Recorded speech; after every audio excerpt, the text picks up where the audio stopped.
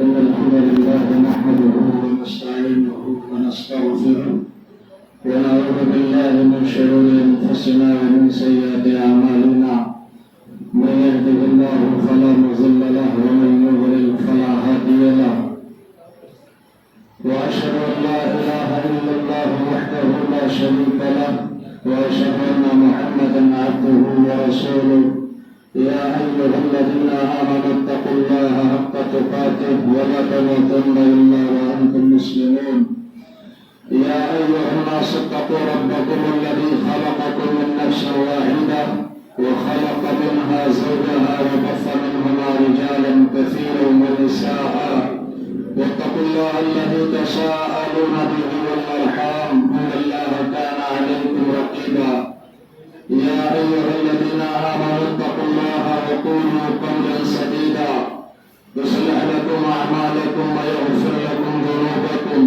ومن يطع الله ورسوله فقد فاز فوزا عظيما أما بعد فإن خير الحديث كتاب الله وخير الهدى هدى محمد صلى الله عليه وسلم وشر الأمور محدثاتها وكل محدثة بدعة وكل بدعة ضلالة وكل ضلالة في النار.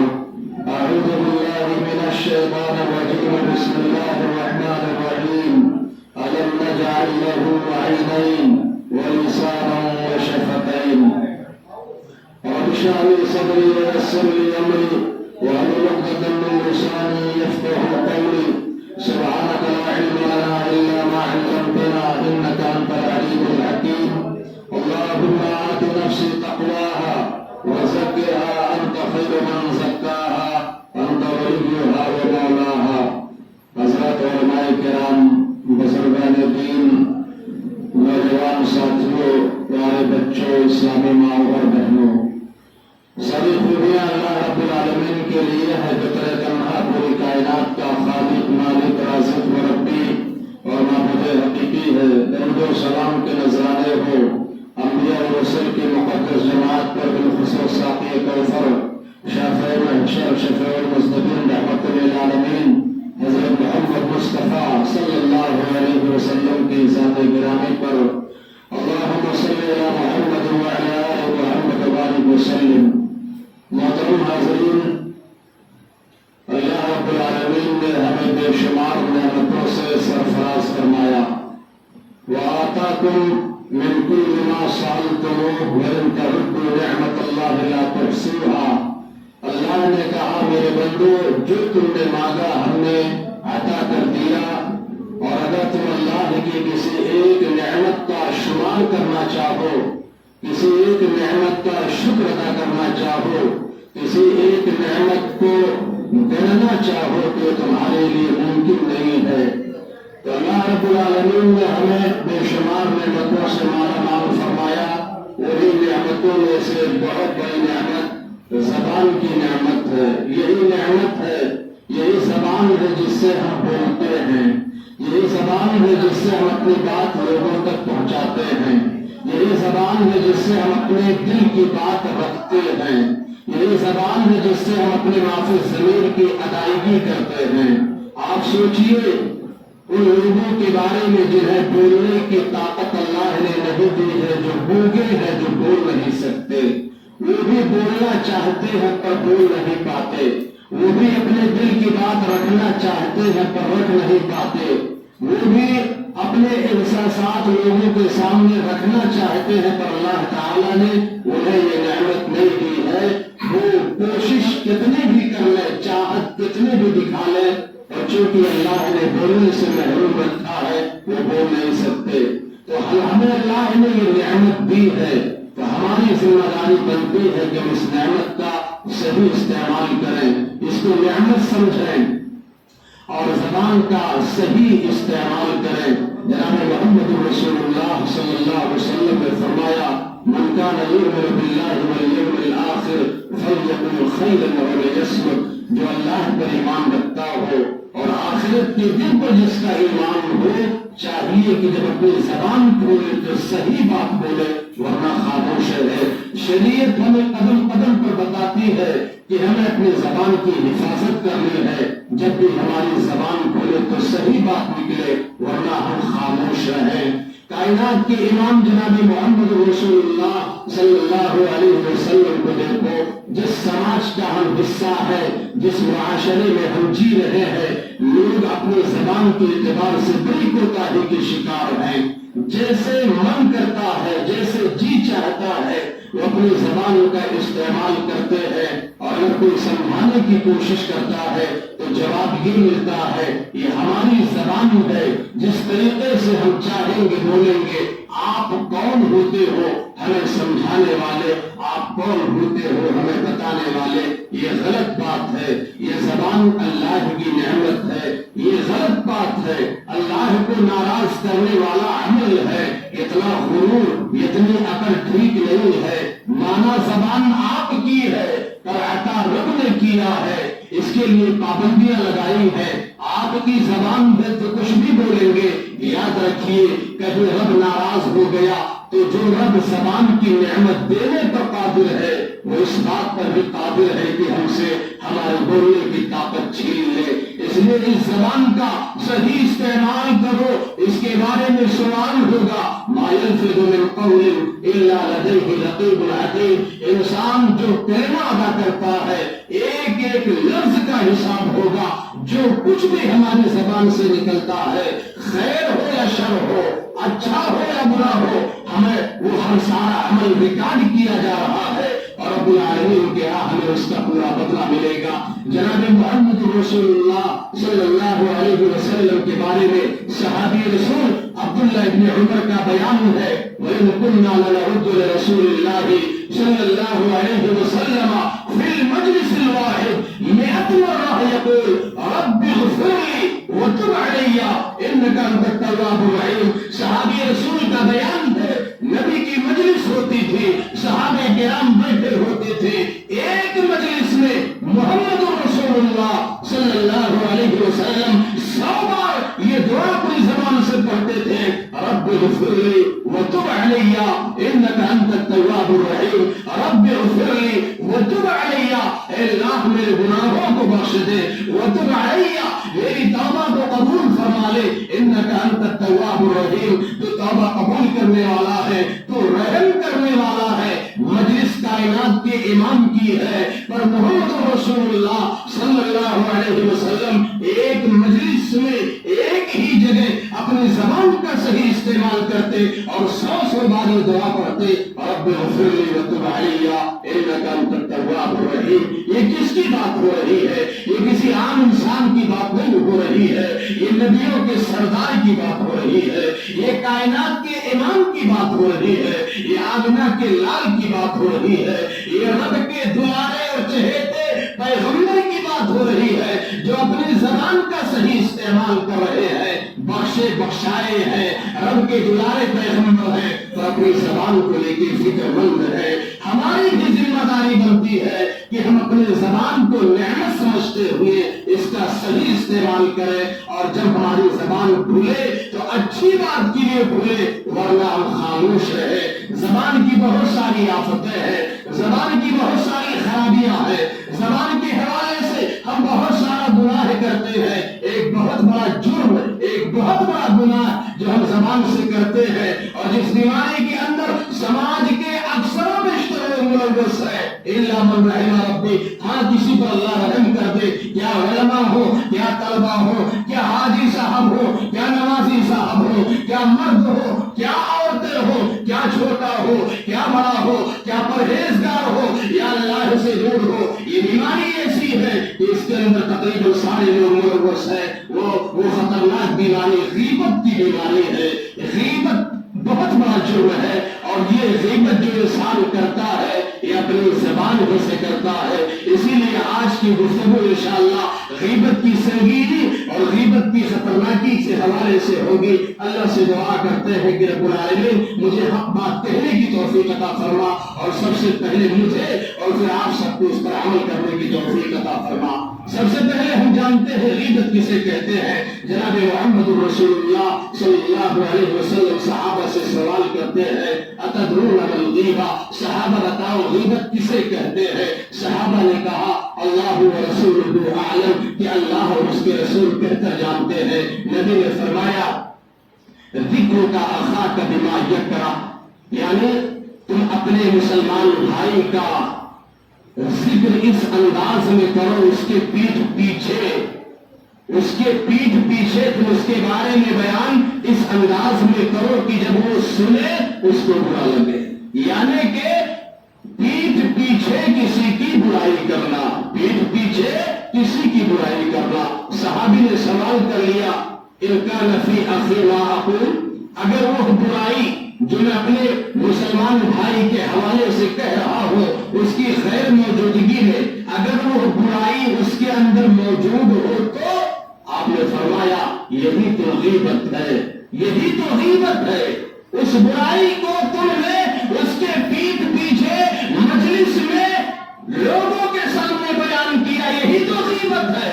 وَإِن لَّمْ يَكُنْ فِيهِ فَقَدْ بَهَتَّ، اور اگر وہ برائی اس کے اندر موجود رہی ہے تو تم نے گویا کہ اس کے اوپر الزام لگایا، تم نے اس کے اوپر الزام لگایا. اگر وہ برائی موجود ہے یہ غیبت ہے، اور اگر وہ برائی موجود نہیں ہے تو گویا کہ الزام ہے. معاملہ دونوں صورتوں میں نازک ہے. یہاں آپ غیبت کے شکار ہو رہے ہیں، یہاں آپ الزام اور افتراء پردازی کے شکار ہو رہے ہیں، اور دونوں اعمال جہنم میں لے جانے والے ہیں. اللہ رب العالمین نے فرمایا وَلَا يَغْتَبْ بَعْضُكُمْ بَعْضًا، تم میں سے کوئی کسی کی غیبت نہ کرے. معاملہ کتنا بھیانک ہے، لوگوں نے کتنا آسان سمجھ لیا ہے. جو من میں آئے کہہ دو، میں طاقتور ہوں، اس سے میرا وہ بگاڑ کیا سکتا ہے، میرے سامنے اس کے کھڑے ہونے کی حیثیت نہیں ہے. جو میرے من میں آئے گا کریں گے. ٹھیک ہے آپ اس سے زیادہ طاقتور ہیں، آپ اس سے زیادہ پاورفل ہے، وہ کمزور ہے، آپ کا نہیں بگاڑ سکتا، آپ اس سے طاقتور ہے. تو کوئی ذات ہے جو آپ سے بھی زیادہ طاقتور ہے، اور ہر چیز کا حساب اس کی عدالت میں ہوگا. فَمَن يَعْمَلْ مِثْقَالَ ذَرَّةٍ خَيْرًا يَرَهُ وَمَن يَعْمَلْ مِثْقَالَ ذَرَّةٍ شَرًّا يَرَهُ. ذرہ جانتے ہو سورج کی روشنی جس کمرے میں کھڑکی ہو، اور سورج کی روشنی جب اس سے آتی ہے تو کچھ چیزیں ہوتی ہوئی دکھائی دیتی ہے، وہ پکڑ میں نہیں آتی، وہ دکھائی بھی نہیں دیتی. فرمایا اتنا بھی اگر کوئی اچھا کام کر کے گیا ہے تو اللہ کی عدالت میں اس کا بدلہ پائے گا، اور اتنا بھی اگر کوئی برا کر کے گیا ہے تو اللہ کی عدالت میں اس کا بھی اسے حساب دینا ہوگا. یہ اللہ کی عدالت ہے میرے عزیزو. اسی لیے غیبت سے اپنے آپ کو بچانے کی ضرورت ہے. اس کا جرم تو سمجھ لو، یہ معاملہ کتنا بھیانک ہے، یہ گناہ کتنا بڑا ہے. اللہ رب العالمین نے فرمایا وَلَا يَغْتَبْ بَعْضُكُمْ بَعْضًا، تم میں سے کوئی کسی کی غیبت نہ کرے. أَيُحِبُّ أَحَدُكُمْ أَن يَأْكُلَ لَحْمَ أَخِيهِ مَيْتًا فَكَرِهْتُمُوهُ، کہا بتاؤ کیا تم میں سے کوئی یہ پسند کرے گا کہ اپنے مرے ہوئے بھائی کا گوشت کھائے، اپنے مرے ہوئے بھائی کا گوشت کھائے؟ کسی مسلمان کا کسی بھائی کا گوشت کھانا وہ زندہ ہو ممکن نہیں ہے، مر گیا معاملہ اور سنگین ہو گیا. رب نے کہا غیبت کرنا ایسے ہے جیسے اپنے مرے ہوئے بھائی کا گوشت کھانا. رب نے پھر کہہ دیا فَكَرِهْتُمُوهُ، تمہاری طبیعت خود اس چیز کو ناپسند کرے گی، تم بالکل کھانا نہیں چاہو گے. اللہ نے کہا وَاتَّقُوا اللَّهَ، تو اب جو ہو گیا ہو گیا. اب تم نے جان لیا، غیبت کے معاملے کو سمجھ لیا، توبہ کرو. وَاتَّقُوا اللَّهَ، رک جاؤ، اللہ سے ڈر جاؤ. اللہ رب العالمین کا ڈر اپنے دلوں میں پیدا فرما لو. میرے عزیزو اس موقع پر مجھے ایک واقعہ یاد آ گیا. اللہ کے پیغمبر جناب محمد رسول اللہ کی زندگی کا واقعہ ہے، اور امام ابن حبان رحمۃ اللہ علیہ نے اس واقعے کو اپنی صحیح کے اندر نقل کیا ہے. بہت مشہور صحابی ہے، اہل علم جانتے ہیں، مالک اسلمی رضی اللہ تعالیٰ عنہ. ان سے زنا کا صدور ہوا، اور حد میں انہیں جب رجم کیا گیا، جب انہیں رجم کیا جا رہا تھا، انہیں پتھر جب مارے جا رہے تھے، فتکلم رجلان من اصحاب النبی صلی اللہ علیہ وسلم، جب ان کو پتھروں سے ہلاک کیا جا رہا تھا، اتنے میں دو مسلمان کہنے لگے انظروا الی ھذا الرجل، اس آدمی کو دیکھو. اسی مجلس میں ہے، حضرت مائی اس کو رجم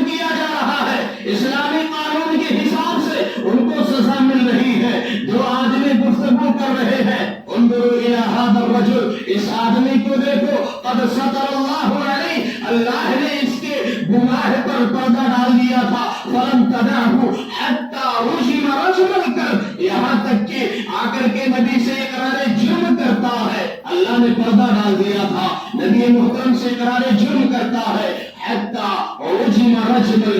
نتیجہ یہ ہوا کہ اسے کتے کی موت یا بڑی ذلت کی موت اسے نصیب ہوئی, اسے ذلیل کر کے مار دیا گیا. یہ بات جب لوگوں نے کہی, کائنات کے امام جناب محمد رسول اللہ صلی اللہ علیہ وسلم نے سن لیا, خاموش ہو گئے. عرب کا جب معاملہ ختم ہوا آگے بڑھے. فمر بجیفۃ من حمار, محمد رسول اللہ صلی اللہ علیہ وسلم ایک مرے ہوئے سڑے ہوئے بدبودار گدھے کی لاش کے پاس سے گزرے. کائنات کے امام رک گئے.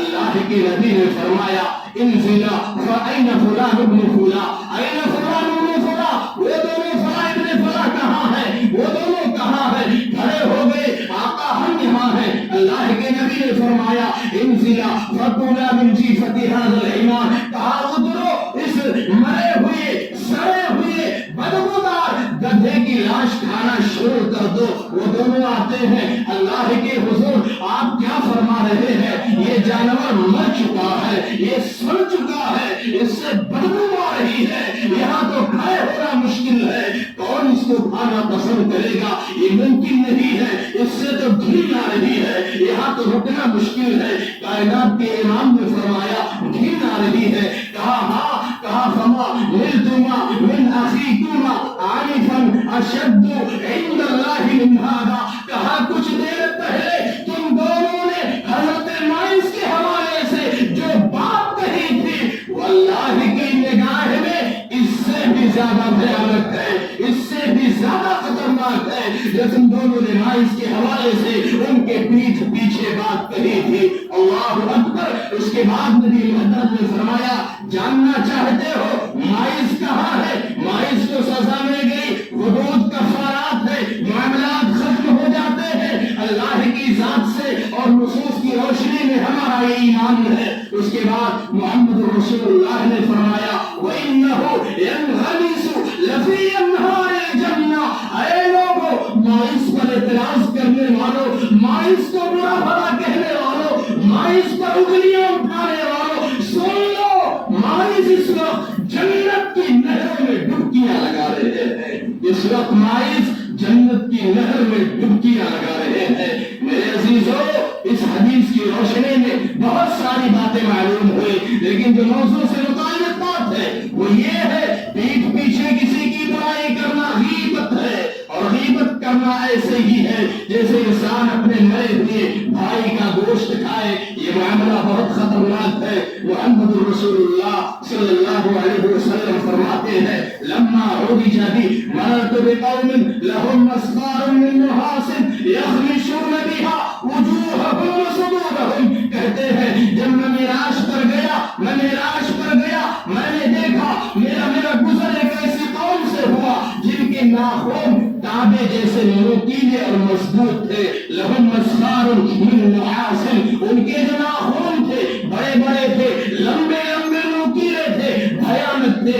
یخمشون بها وجوههم وصدورهم, وہ اپنے لمبے نوکیلے اور بھیانک ناخنوں سے اپنے چہروں کو نوچ رہے تھے, اپنے سینوں کو پھاڑ رہے تھے.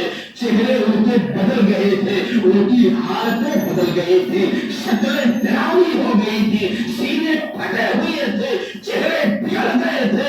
محمد رسول اللہ نے دیکھا, نبی کا کلیجہ ہل گیا, لرز گیا کائنات کا پیغمبر. کہتے ہیں فقلت من هؤلاء یا جبرائیل, اے جبرائیل منظر بڑا بھیانک ہے, بڑا بھیانک معاملہ ہے, مجھے بتاؤ یہ کون سے لوگ ہیں جنہیں اتنی بھیانک سزا مل رہی ہے. اللہ کے نبی صلی اللہ علیہ وسلم سوال کرتے ہیں حضرت جبرائیل سے. جبرائیل بیان کرتے ہیں هؤلاء الذين يأكلون لحوم الناس ويقعون في أعراضهم, کہا کائنات کے امام یہ وہ لوگ ہیں جو دنیا میں غیبت کیا کرتے تھے. یہ کون سے لوگ ہیں جو دنیا میں غیبت کیا کرتے تھے اور دوسروں کی عزت و آبرو سر بازار نیلام کیا کرتے تھے. ان کے اندر دو خرابیاں تھی. ایک تو ان کی پہلی برائی یہ تھی کہ یہ غیبت بھولنے سے کیا کرتے تھے, اور دوسرا جرم یہ تھا کہ کسی کی عزت و آبرو یہ کہیں بھی اتار دیتے، سارے بازار نیلام کر دیتے، جس کی بنیاد پر انہیں یہ سزا مل رہی ہے۔ ان احادیث کی روشنی میں، ان واقعات کی روشنی میں ہمیں سمجھنا ہوگا کہ غیبت کا معاملہ کتنا بھیانک ہے۔ آج اسے فاقدۃ المجالس کا نام دیا جاتا ہے۔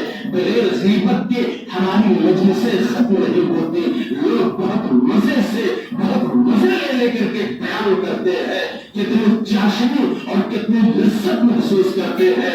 گھنٹوں مجلسیں ہماری چلتی ہے، امام صاحب نے نماز لمبی کر دی، کوئی سورت لمبی پڑھا دی، بڑی پریشانی ہو جاتی ہے۔ مولوی صاحب نے جمعہ میں ذرا تقریر لمبی کر دی، 2-5 منٹ برداشت نہیں ہوتے، اعتراض شروع کر دیتے ہیں۔ اور پان کے ٹپریوں پر، چوراہوں پر، ہوٹلوں پر، نکڑوں پر یہی مسلمان، یہی کلمہ کو، یہی قرآن پڑھنے والا، یہی روزے رکھنے والا، یہی اللہ اور اس کے رسول کی باتیں کرنے والا غیبت کرتا ہوا نظر آتا ہے، لوگوں کی عزت و آبرو کے ساتھ کھلواڑ کرتا ہوا نظر آتا ہے، اور ایک دوسرے کو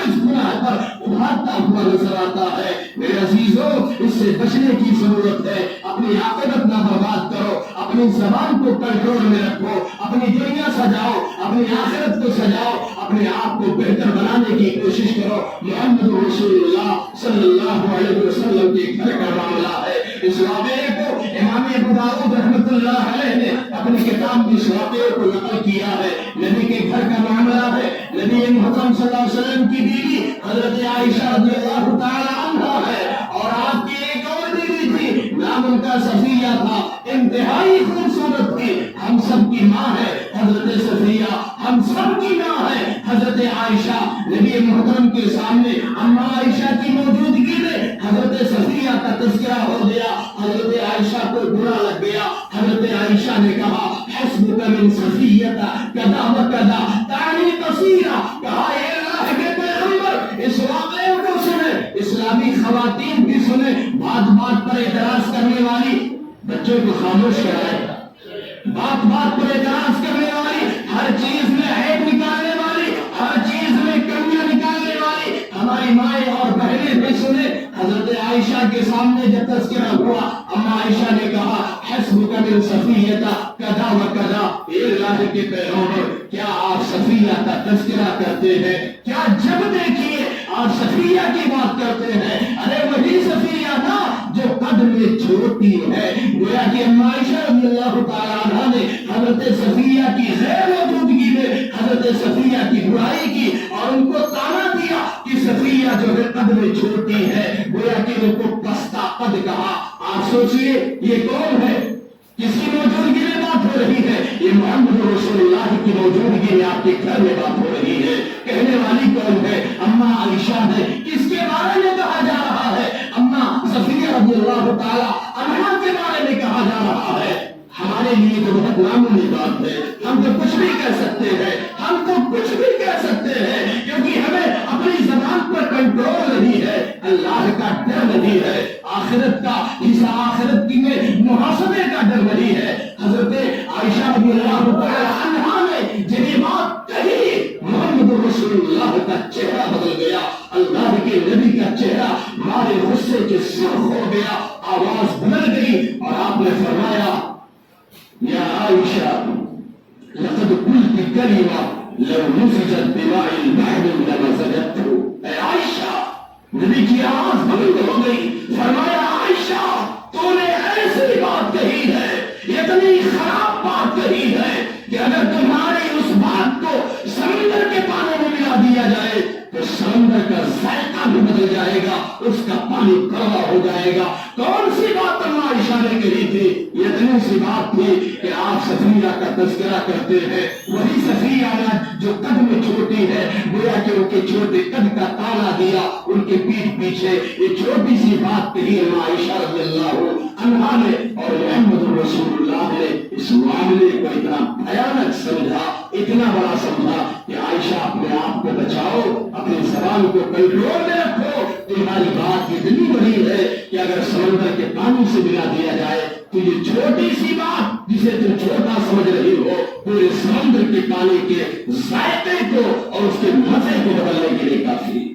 ہم سوچیں, ہم محاسبہ کریں, آنکھ کھولنے سے لے کر کے آنکھ بند ہونے تک دن رات 24 گھنٹے جب تک ہم جاگتے ہیں کچھ نہ کچھ ہم غیبت کرتے نظر آتے ہیں, اپنی زبان کا غلط استعمال کرتے نظر آتے ہیں. آپ سوچیے اللہ کی عدالت میں جب ہم سے ہماری زبان کے بارے میں پوچھا جائے گا ہمارے پاس جواب کیا ہوگا؟ اللہ کی عدالت میں جب ہم سے ہمارے زبان کے بارے میں سوال کیا جائے گا, میرے بندے ہم نے تجھے زبان کو دی تھی, بولنے کی طاقت دی تھی, ہم نے طریقے استعمال بھی بتایا تھا, خیر و شر بھی ہم نے واضح کر دیا تھا, میرے بندے تو نے اپنی زبان کا استعمال کیسے کیا؟ میرے عزیزوں بتاؤ, ہم اللہ رب العالمین کو جواب کیا دیں گے؟ اس لیے اپنی زبان کی حفاظت کرو. غیبت کے جرم کو سمجھنے کی ضرورت ہے, اس زبان کی آفت کو جاننے کی ضرورت ہے, اس سنگینی کو محسوس کرنے کی ضرورت ہے. یہ جہنم میں لے جانے والا عمل ہے, ہماری ساری نیکیوں کو برباد اور ضائع کر دینے والا عمل ہے. آئیے ہم یہ جاننے کی کوشش کرتے ہیں کہ غیبت سے بچاؤ کیسے ممکن ہے. وقت تھوڑا سا بچا ہوا ہے. ابھی ہمارے استاد محترم مولانا حمید الدین صاحب یوسفی رحمۃ اللہ کو بھی خطاب کرنا ہے. اس کے علاوہ ممکن ہے کچھ اور ان کے ترتیب میں چیزیں موجود ہو, تو میں اپنی بات مختصر کرتا ہوں اور یہ جاننے کی کوشش ہم کرتے ہیں کہ غیبت سے بچاؤ کیسے ممکن ہے. جب ہم نے غیبت کی تعریف جان لی, غیبت کتنا بڑا جرم ہے یہ ہم نے جان لیا, غیبت کی سنگینی کو ہم نے سمجھ لیا, تو جو لوگ غیبت کے شکار ہیں وہ اپنے آپ کو غیبت سے کیسے بچا سکتے ہیں؟ کچھ چیزیں ہیں اگر ہم اس چیز کا اس کا ہم اہتمام کریں تو ممکن ہے کہ ہم اپنے آپ کو غیبت جیسے جرم سے بچا سکیں. پہلی بات یہ کہ ہم اپنے دلوں کو صاف رکھیں. غیبت سے اپنے آپ کو اگر ہمیں بچانا ہے تو سب سے پہلے ہم اپنے دلوں کو صاف رکھیں, اور اگر ہمارے دل صاف نہیں ہے تو طہارت قلب کے لیے اللہ سے دعا کریں. جب دل صاف ہوں گے تو انسان سمجھے گا کہ ہمارے مسلمان بھائی کی عزت کیا ہے. غیبت کرنے والا کیا کرتا ہے؟ رسوا کرتا ہے, اس کی عزت کو نیلام کرتا, اس کے پیٹھ پیچھے اس کی برائی کر کے سماج میں اس کو ذلیل کرنے کی کوشش کرتا ہے. تو جب دل صاف ہوں گے تو ہم محسوس کریں گے کہ جیسے اپنی عزت پیاری ہوتی ہے ویسے ہی سامنے والے مسلمان بھائی کی بھی عزت ہے. تو جب دل صاف ہوں گے تو انسان ڈرے گا, اور اگر دل صاف نہیں ہے تو ہمیں ایک دعا کرنی ہوگی, جو دعا جناب محمد رسول اللہ صلی اللہ علیہ وسلم کثرت سے اس دعا کا اہتمام کیا کرتے تھے. امام بخاری رحمۃ اللہ علیہ نے اس حدیث کو اپنی کتاب کے اندر نقل کیا ہے. اما عائشہ رضی اللہ تعالی عنہا کہتی ہے وہ رات تھی, باری میرے گھر میں تھی, کائنات کے امام محمد رسول اللہ میرے گھر میں ہے, میری آنکھ کھلتی ہے, رات کا سناٹا ہے, پوری انسانیت سو رہی ہے. جب آنکھ میری کھلی میں نے دیکھا افتقدت رسول اللہ صلی اللہ علیہ وسلم ذات لیلۃ فوجدته ساجدا یقول اللهم اعط نفسی تقواها وزکها انت خیر من زکاها انت ولیها ومولاها. اما عائشہ کہتی ہے رات میں میری آنکھ کھلی, میں نے دیکھا محمد رسول اللہ بستر پر نہیں ہے, گھبرا گئی, کہتی ہے میں پریشان ہو گئی, اتنی تاریکی میں میرے سرتاج گئے تو کہاں گئے, اتنا سناٹا ہے, رات کی تاریکی ہے, ایسے وقت میں محمد رسول اللہ کہاں جا سکتے ہیں؟ گھبراہٹ کے مارے اٹھتی ہے, چلو کائنات کے امام کو تلاش کروں, کہاں ہے؟ اما عائشہ کہتی ہے فوجدته ساجدا, میں بستر سے نیچے اتری, دیکھا کائنات کے امام سجدے میں پڑے ہوئے ہیں. رات کی تنہائی ہے, 5 وقت کی نمازیں ہم سے نہیں چلتی ہے, کائنات کے امام محمد رسول اللہ رات کی تنہائی میں سجدے میں سر رکھ کر کے یہ دعا کر رہے تھے. فوجدته ساجدا یقول اللهم آت نفسی تقواها, کہا نبی رو رو کر کے یہ دعا کر رہے تھے, اے دلوں کی بدلنے والے, اے اللہ اللہم آت نفسی تقواها, میرے دل میں اپنا تقوی اور ڈر پیدا فرما دے.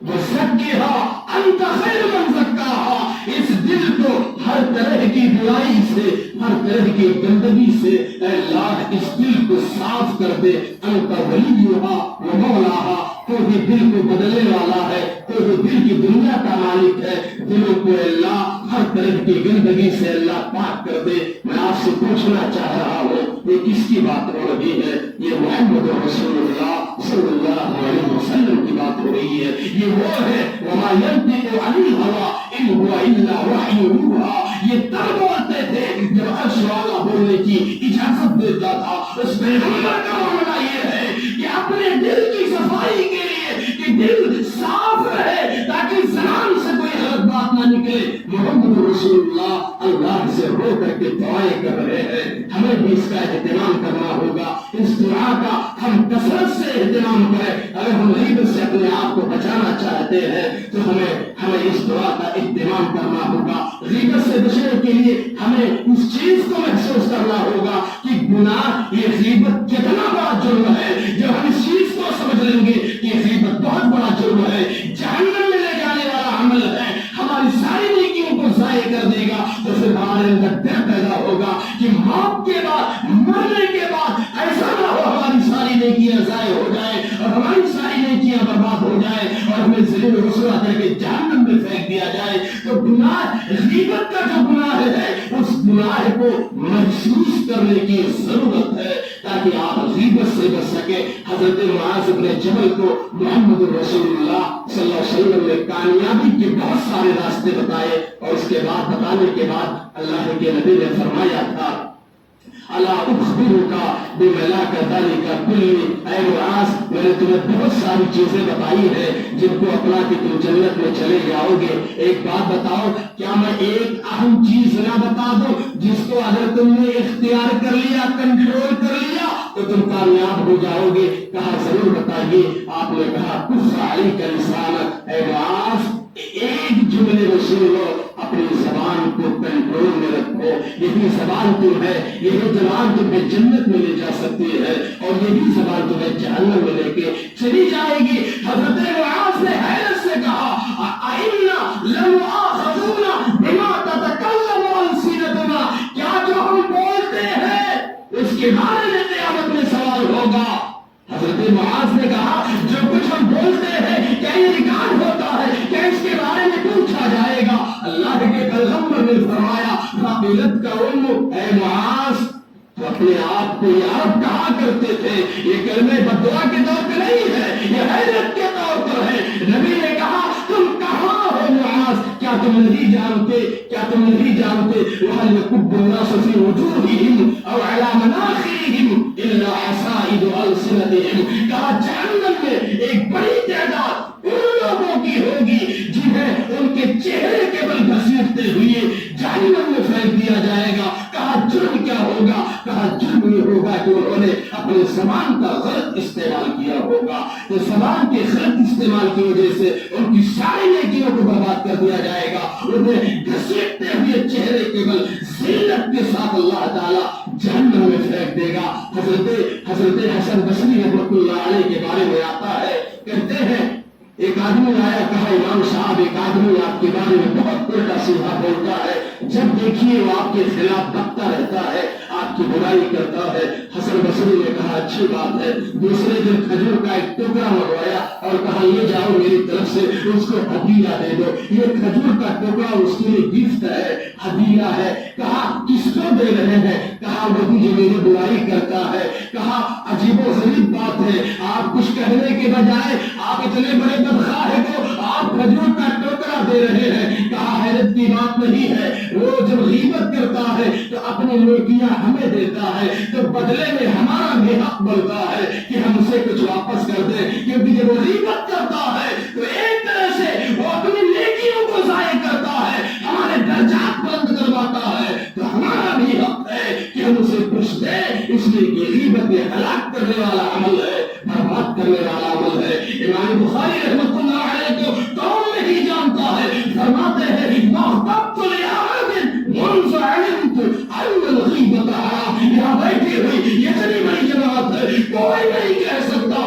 اس بات کو۔ امام بخاری نے کہا، امام بخاری نے فرمایا استغفرت لأحد منذ علمت أن الغيبة حرام، جب سے میں نے جانا غیبت حرام ہے میں نے کبھی کسی کی غیبت نہیں کی. وارجو اللہ تعالی ان لا يحاسبني على هذا، مجھے امید ہے کہ جب قیامت کے دن میں اللہ سے ملاقات کروں گا تو اللہ غیبت کے بارے میں مجھ سے سوال نہیں کرے گا.